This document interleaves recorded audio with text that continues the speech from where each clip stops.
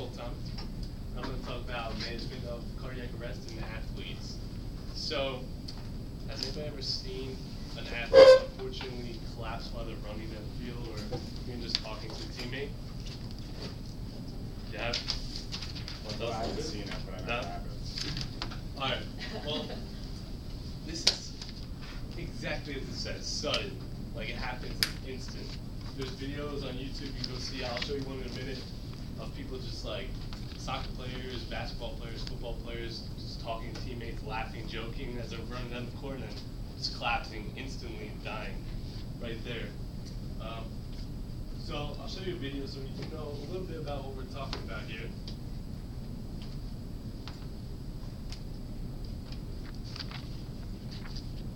And this is actually, this is also my case study, or rather than a research article. I want to do a case study because all the research articles on this were all very similar because there's a vast number of things that can cause this. So I'm going to do a case study rather than a research article.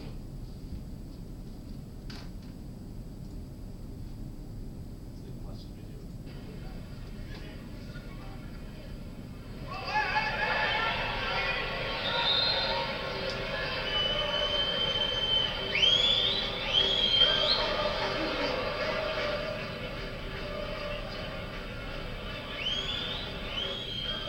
I was lucky enough to survive. He actually, his name's Anthony Van Loo, and he was actually diagnosed with a cardiac arrhythmia in his 20s, and he was a professional soccer player. He was pretty good, and he had a ICU or a ICD implanted in his heart.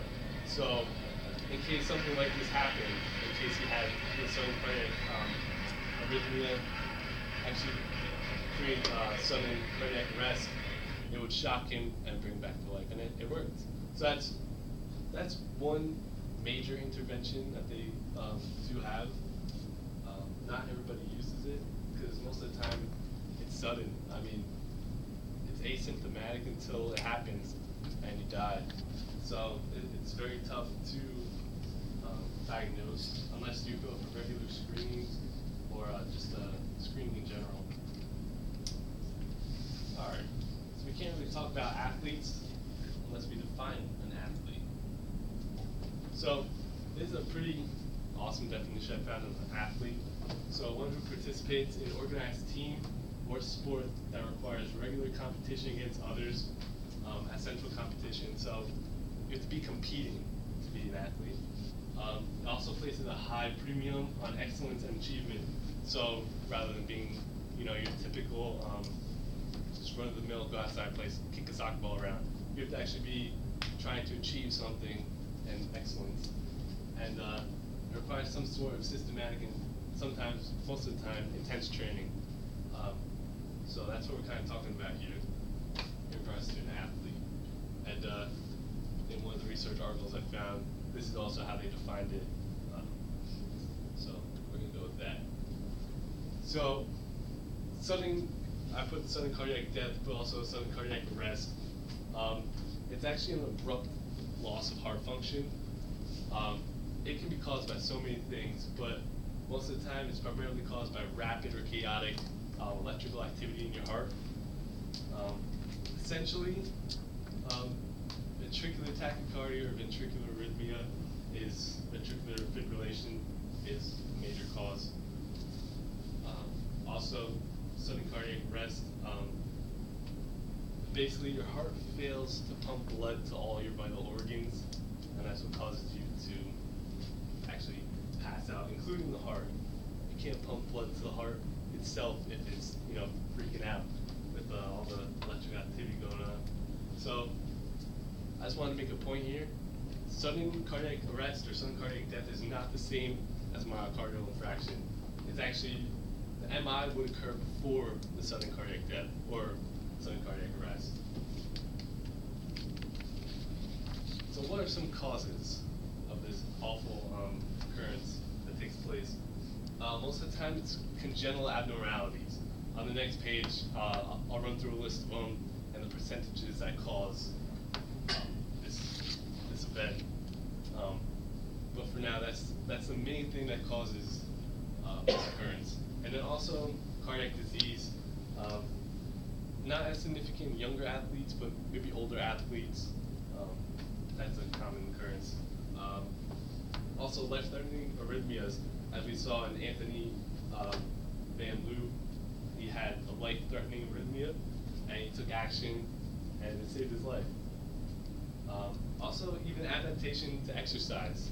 You know, starting out at a young age, adapting to all those stresses you're putting on the body.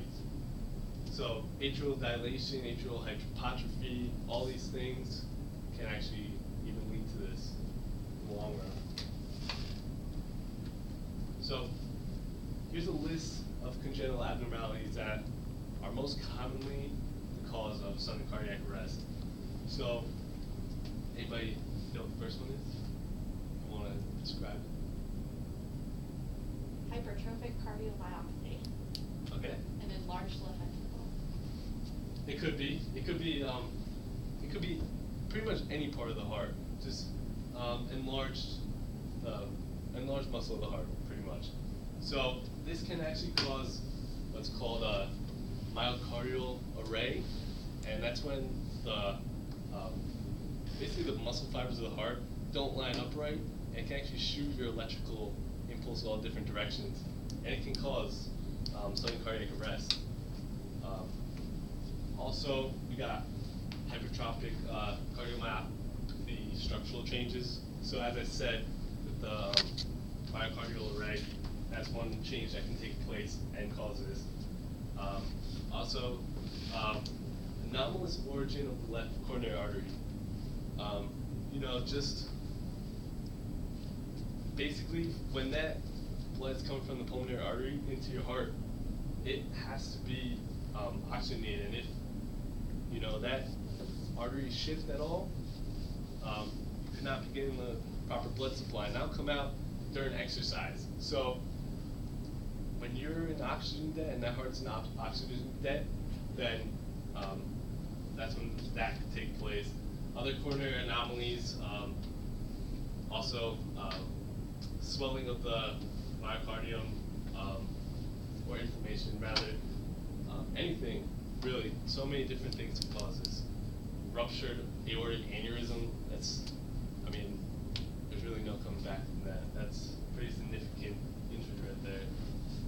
So, and those are the percentages out of 100 of what will take place. So statistics, the average age of sudden cardiac arrest takes place when you're 17.5, like around there. So those are the athletes, those high school athletes are the ones that you really have to pay attention to, really have to screen beforehand before they do intense exercise. Also, one young athlete's affected every 3 days. So that's a pretty significant number. I mean, it's not a huge number, but it's significant enough that we need to pay attention to this event. Also, your risk of having sudden cardiac arrest or sudden cardiac death is 3 times greater in competitive athletes. And also, as you see here, basketball and football have the most occurrences of this. Mostly due to the general nature of the sport, you know, stopping, starting, puts a lot of stress on the heart. So 67%, that's pretty significant. All right, some diagnosis and immediate response. Immediate response when an athlete collapses is of absolute importance. Actually, I've written here a couple things that can take place. Basically, you need to initiate the 5 steps here, the chain of survival. First steps, initiate the emergency action plan. Every gym has one. Most sporting facilities have one. You need to get EMS there ASAP. Also, the second step, you need to start CPR immediately, within the first 2 minutes. Otherwise, their rate of survival decreases significantly. So the faster you get there, the better. Also, as you see here, third step is defibrillation. So if you get the defibrillator there in the first minute, your chances of surviving is 95%. Like that guy's ICD shocked him within, what, 10 seconds? seconds, 5 seconds, and he survived. He's fine. So making sure you get the defibrillator there is super important. So you need to defibrillate by 2 to 4 minutes, or your survival rate decreases pretty significantly. Also, you need early advanced life support within the first 8 minutes. So you need EMS there to give you, they give you nitroglycerin, things like that to make sure blood starts getting to the heart. And finally, you need to get to the hospital for late advanced medical support. Any questions so far? You guys can talk back, ask questions as we go. Make it a little lively. Alright, so every minute after the 9-minute mark, your survival rate drops by 5 to 10%. So, 10 minutes, you're in some trouble. Interventions. Prevention is the main thing. Athletes, as I said, 17.5, these kids need to be screened. This kid here getting screened right now. They need to know if they have any cardiac anomalies, any other A word, I was just saying. Arrhythmia, thank you. Any of those. So doing heart screenings like these can really bring those things out. Also, there's a study I read about beta blockers preventing sudden cardiac arrest, and they said it actually does work. The problem is giving this to kids who are going to exercise, it's going to mix up their heart rate a little bit, and long term that could be an issue. So that's one thing I threw in there. And as I said, the ICD, you can get that implanted as well, but most of the time these athletes that do have the anomalies, they have to stop playing their sport at the competitive level that they do. They have to take it down a notch, and they get watched pretty intensely when they exercise. I'm not done yet, actually. I have another case study that I looked at. This guy, his name is Hank Gathers. Have any heard of him? Played basketball at Loyola Marymount back in the 1980s. It's an ESPN 30 for 30, and basically his coach, they ran this super fast-paced offense. He's a basketball player, and they just ran and ran and ran. They ran people out of the gym, and for their practices, they would go to like the sand dunes, run up and down the hills for like an hour straight, putting so much stress on the heart. And this guy actually ended up passing out on the court one game, and thank God he survived the first time. And they did some screenings on him, and he ended up having an enlarged heart. And then they were in the run for the championship, and he wanted to play, and all the doctors told him to stay out, all the trainers told him to stay out. He's like, nope, gotta win the championship. So he went back in the game. 3 months later, he was fine for a couple games, and then finally he goes back in. I think it was like his second game back, and he ended up having sudden cardiac arrest and died on the court right there. Even though they got to him pretty quickly, pretty immediately, he still died. So there's no promises with sudden cardiac arrest. It can be extremely deadly. Also, I have some statistics here.